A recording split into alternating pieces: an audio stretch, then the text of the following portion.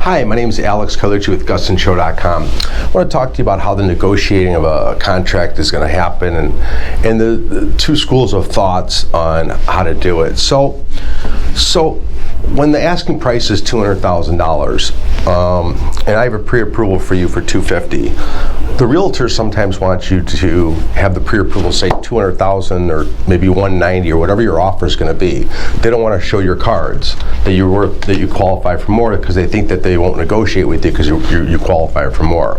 And the other school of thought is some realtors think that you show the pre-approval for $250,000 when you're only bidding $190,000 on a $200,000 house because it shows that you're stronger and you'll be pre-approved, or you'll be easier to get approved for a lower amount.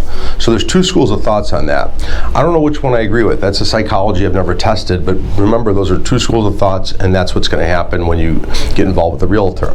Now there's other schools of thoughts on where to start at the price. So if you're a $200,000 house, I think it's okay to ask to start at 10% below. So 10% below $200,000 would be $180,000. Because what the game's going to be is, it's like a car.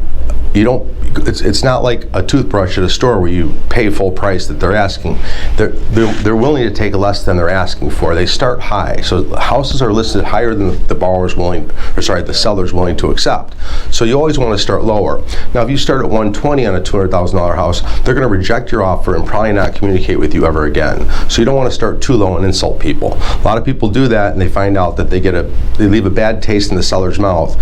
And then when you decide to go up to be a reasonable, they treat you a little differently. So be wary of that. So the school of thought is maybe to start about 10% below asking price and go $180,000, and they might go, okay, $195,000, and then you might go $185,000, and they might go down to $192,000, and you'll go to $187,000, and then bam, you meet at $190,000, and that's kind of how it goes. Now, the mistake is if you start right at $190,000, and thinking that that's what they'll sell it for, they're going to go down to $197,000. If you don't make a move up, you just basically sit there or you pay up. So if you know you want to meet at $190,000, you don't start at $190,000. And a lot of realtors make that mistake. So tell your realtor, I don't want to start where I want to end up, because then the realtors just want the deal to happen. I want you to know that. So just try to start 10% below. Now in this hot market right now, you got to be careful, because you pretty much have to go and asking price and just take the offer right away. And they might even say, we already got 5 offers, and you have to go up $220,000 just to get the house.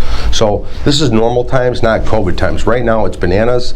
You're going to have to pay over asking price probably for most houses, and that's the way it is. But in normal times, I just gave you how the back and forth works. But during COVID, you're going to hear multiple offers. When you hear the word multiple offers, that means you got to come up with a price, and you don't know what everybody else is going to offer, and they're going to pick the highest price. So you have to, it's like a Price is Right game. You just got to guess the highest price and go $1 over, and then you win. Now, it's not always that simple if you go a dollar higher, because the seller's going to look at the pre-approval, and if you're 50% down conventional versus a 3.5% down FHA, and this one's, the FHA is $1 more, they're not going to take that. They're going to take the $1 less and take the 50% down conventional, because that's more likely to close. So your pre-approval letter is pretty important when it comes to the seller deciding which offer they're going to take. So keep those things in mind when you're buying a house.